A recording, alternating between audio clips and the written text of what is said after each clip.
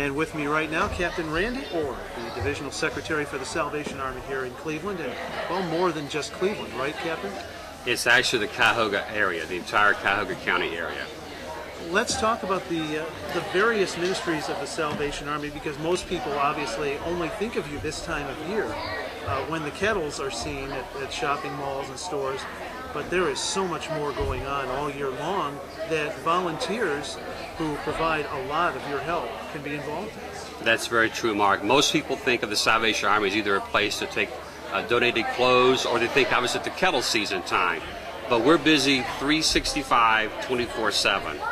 We have locations here in the Cleveland area, 7 different locations where we have activities anywhere from after-school tutoring to hot meals programs, serving thousands of meals a year, to we have a corrections program where we're working with those folks coming out of the prison system, re-entering society.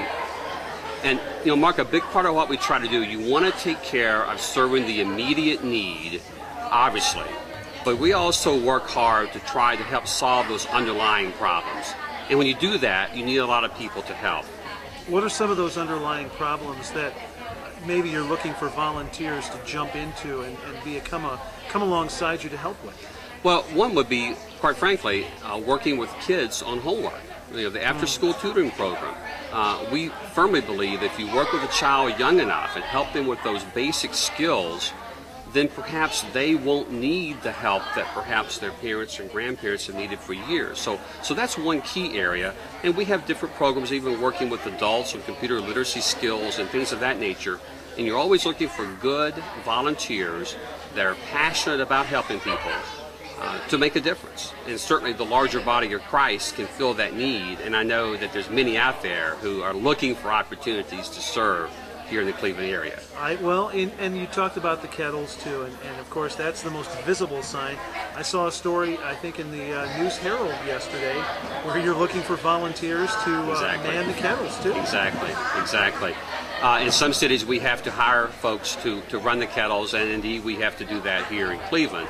So certainly if there are volunteers who are interested in kettles and ringing the bell for us for blocks of time, that's always much appreciated, because that allows us to keep all the revenue versus having to pay someone and then only take the net.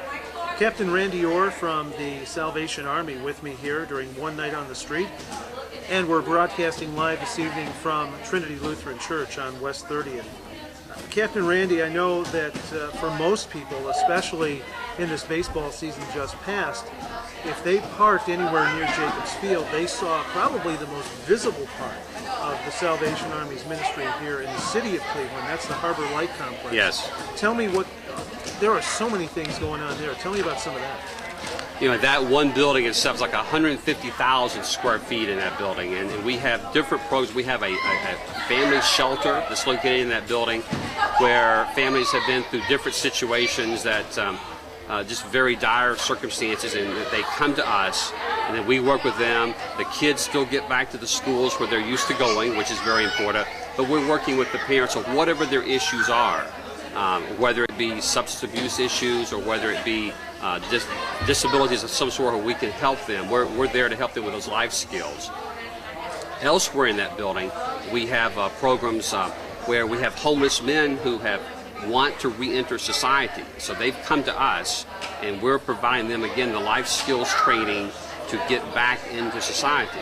We also have a number of correction programs where those folks that have been in the prison system and they're getting ready to re-enter society, and we're their last stop before going back in society. And it's not just a place to hang out. We're working with them with those life skills to enter society correctly. We also have a detox program. So we have folks that come to us who desperately need help, and we're working with them on those issues as well. So it's what I call the heartbeat of much of our ministry. It's a very, very busy place. Let me ask you about all these things that you've listed at Harbor Light, and of course the tutoring of children and things like that. We're talking about a really wide range of need in terms of volunteers, and some of it is, I think, probably something people would consider to be fun. I mean, some parts of it, and there's some parts of it that sound kind of heavy, that people are getting into some pretty heavy things.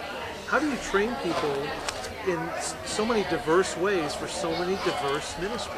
Now, Mark, I'd be the first to admit that many of the Harbor Light activities, we do have a number of employees who handle that technical work. So the volunteers at Harbor Light probably would be more working with those kids, perhaps in the Zelma George shelter. And many of the volunteer needs that we have programs in our community centers around the city where we have gyms. So we're looking for someone that maybe they could help with the recreation with kids. Maybe a hall monitor. I know you have basketball leagues. Exactly. Yeah, exactly. Wintertime and summertime. Yes, exactly. So there's always activities like that where you just need people that are passionate about helping other people. And obviously they would need to sign up with us, but we're always welcoming volunteers to help with that. Or something as simple, and this is not really glamorous, but we need help. We serve a lot of food. We serve a lot of meals. We give a lot of groceries away. We need people that will literally help unload the truck when we get food from the food bank. We need those folks that will help put those groceries into bags and maybe take it to the car for people.